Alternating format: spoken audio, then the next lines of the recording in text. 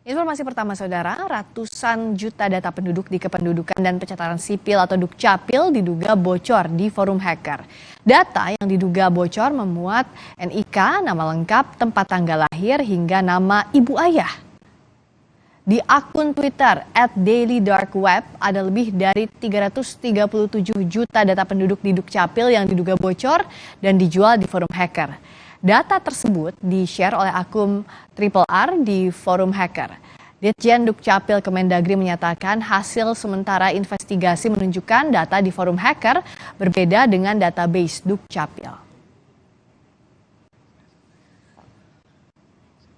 Untuk sementara, yang bisa kami informasikan adalah bahwa data yang ada di Bridge Forum dilihat dari format elemen datanya tidaklah sama dengan yang terdapat pada database kependudukan di Ditjen Dukcapil saat ini.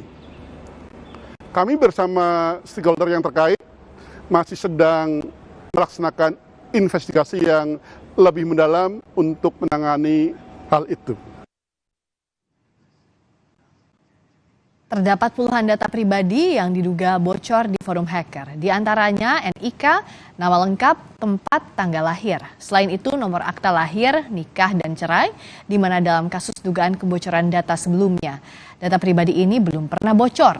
Ada pula data orang tua yang diduga turut bocor.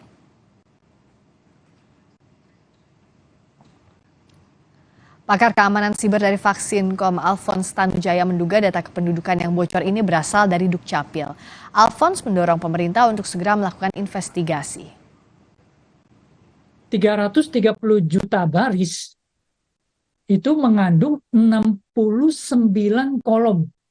Jadi 69 field database. Jadi kelihatannya yang berhasil diakses ini adalah server database-nya di-copy mentah-mentah. Jadi bukan dari interface-nya. Jadi server database-nya di-copy mentah-mentah. Jadi ada 69 kolom data kependudukan. Dan kalau lihat dari isi kolomnya, memang cukup kuat diduga ini berasal dari Dukcapil.